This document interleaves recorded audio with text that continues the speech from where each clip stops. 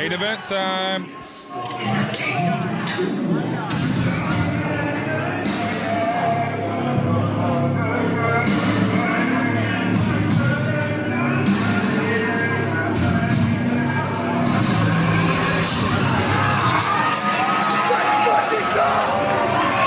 Oh, baby, the American Deathmatch champion is fired up. That is not what you want to see if you're across the ring from him. Hey, one of the most calculated, methodical fighters I've ever come across. And to see him with that type of energy blasting through the curtain, it's a little bit scary. Not for him. No. But for the person who'd be standing across from inside these chains. I mean, if anybody is somebody that's not going to be afraid of a challenge like Atticus COGAR, might be this man coming out to the Pride FC style intro.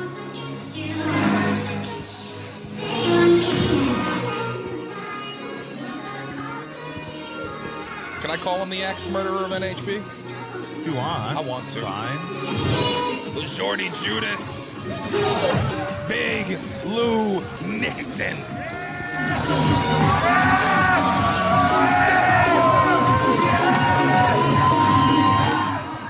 The Rise European Deathmatch champion.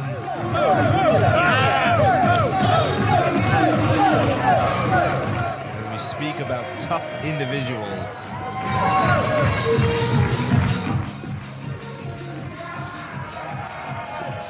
That is an intimidating man. Yeah. British top team's own. And not a small individual. No. Big Lou was an observation. It was not a name that he gave himself.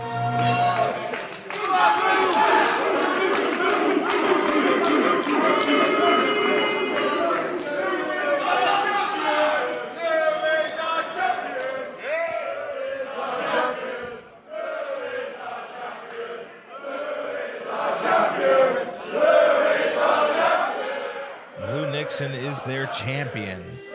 Hostile environment for Atticus COGAR. That's fine. Yeah, he's used to it, honestly. Yeah. Nothing new.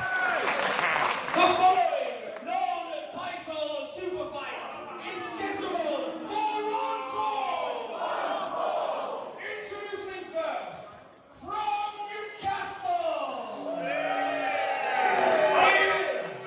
the European Deathmatch Heavyweight Champion, the Jordy Judas, Big Lou Nixon.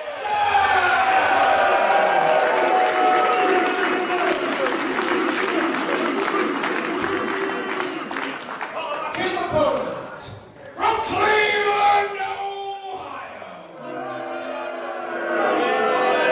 He is the American Deathmatch Heavyweight Champion. Last name, ATTICUS.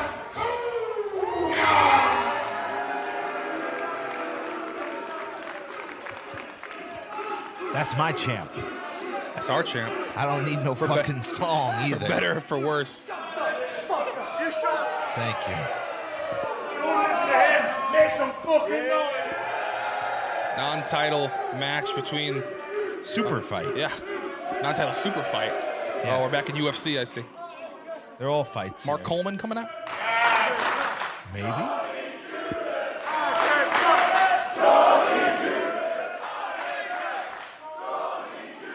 The deathmatch champions of their respective regions coming together here at a hangar in Sheffield.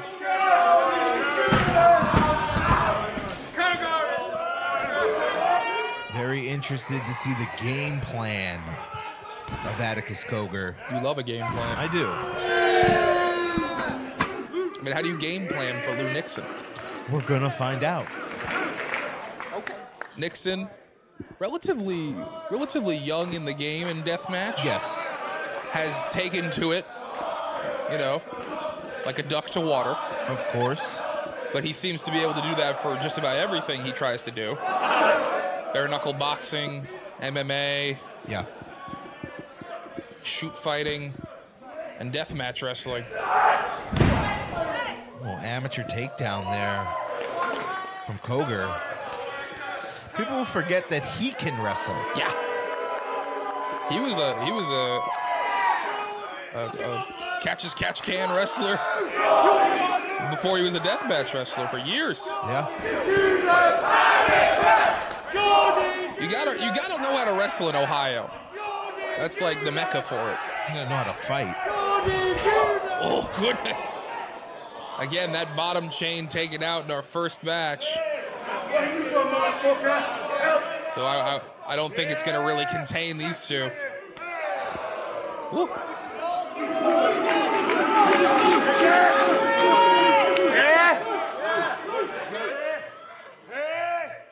Let's hear you. Come on. Absolutely unfair. Yeah. Taking requests.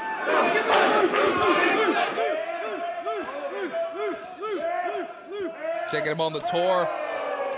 They giving the fans what they want. Who's the chump, eh? Just finish the beer off. Why not?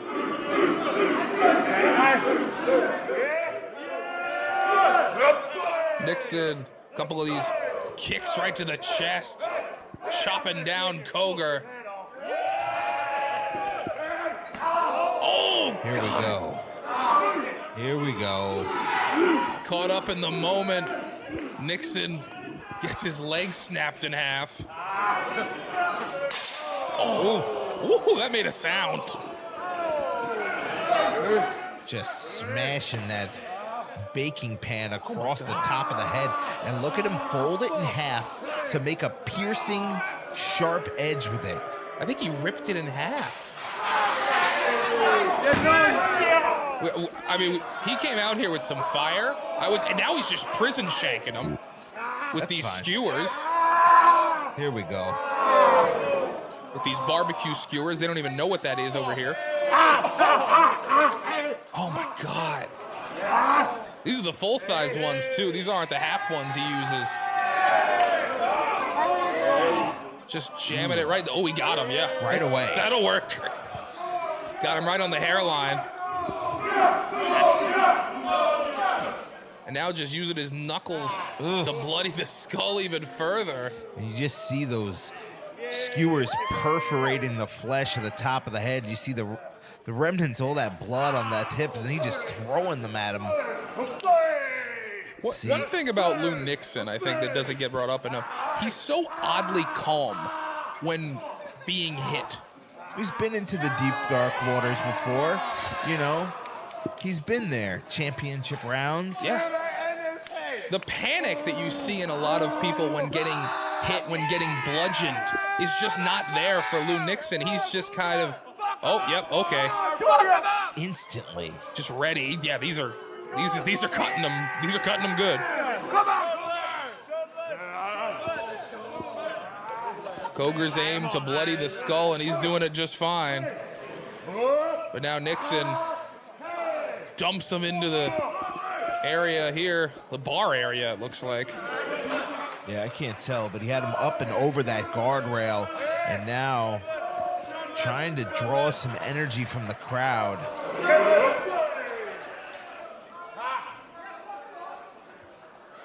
Over by the concessions. There's a famous brawl that happened at concession stand. I forget what it's called, though. Alice in the Palace? What are you talking about? Concession stand brawl? That's a thing? Yeah. I don't know. Memphis. Sure, bro. Slammed across. Like I said, you've been hanging out with them old brothers too much. I'm hanging out with you. I'm talking about older brothers. Older brothers. Now on top of the bar here. NIXON and COGAR elevated. See, things could get ugly here. Yeah, again, concrete floors. just falling wrong could mean anything here. Yeah. The man just called him Cougar. It's COGAR. Oh, they pronounce words wrong over there. You know that. That's fine. Trying to figure out who's got the upper hand here. Oh, no. Yeah, oh no is right. We see a merch table here, and it seems like Lou Nixon sees it also. Maybe thinking about a pile driver, maybe a power bomb. Oh, no. COGAR. We've seen him use that air raid crash before. Hooks the head. Emphasis on the crash here. COGAR! Oh, my goodness. Down to the floor. Air raid crash from the American Deathmatch champion. Through that merch table, which appeared to be just 2 step ladders and those disgusting pieces of plywood. Not much relief on the way down. No, I think they just hit. There was barely anything there. Look at Danny in the background, just Watching his watching champion. away. Same with Joe, his champion. Now here is where Atticus is going to try to capitalize. But dragging the dead weight of the bigger opponent. Yeah, Nixon not having a good time right now. Yeah. Great cover, but only a 2 from the European Deathmatch champion, Lou Nixon. Able to get his shoulder up. Where's this? Oh, goodness. Half-hatch suplex. And now COGAR with that drop Mosaiku kick. knee. Oh, was it knee? Caught the temple. See, here's where Atticus is starting to get a little frustrated with the officiating, frustrated with maybe the size advantage that Lou has, frustrated with the fan base. It's difficult. It's not his normal environment. Brother not exactly on the same page. No. With a championship match looming tomorrow. Was looking for that crescent kick. He was like, absolutely not. He just hits him square in the back. Oh, look at What that. does COGAR have in mind? People forget the young man is athletic. The young man knows how to wrestle. He just chooses to inflict pain in a very violent way.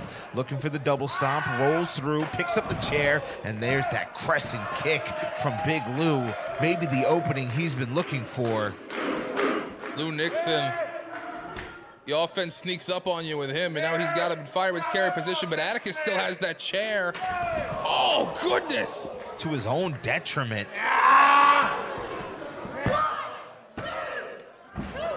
Only Go a 2. to sleep, not quite. Incredible awareness from Lou Nixon to use that chair as the weapon, just brained him. But if he didn't execute that maneuver as fast as he did, could have got hit with it, could have been a transitional move for the champion. Got that RNC. Atticus trying to turn into the body, needs to get the momentum there, needs to get that arm behind Lou Nixon's head. Oh, instead, gonna use the chain. Nicely done. Cover here. Has him folded, but doesn't have the 3. Ooh, nice shot to the midsection. COGAR thinking brain hemorrhage. Back to that rear naked choke. As you see Otis COGAR. Back out here, hung up on the chain there as the COGAR brothers continue to run roughshod. Brain hemorrhage. Well, Look at Otis. Shoves off his brother. Otis taking orders. Giving them. Power bomb neck breaker. Barking orders at his brother. He got him. Well, would you look at that? Usually, you'd think Atticus has the game plan. In this instance, Otis.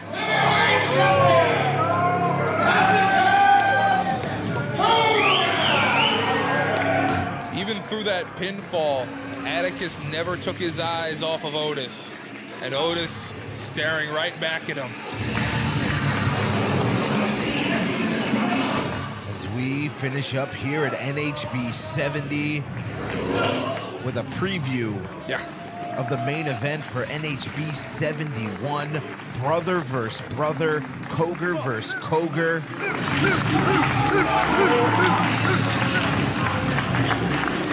And you gotta think that Lou Nixon had the upper hand until Otis COGAR came in, interjected himself, and started to call the shots. It's always the numbers game with the COGARs.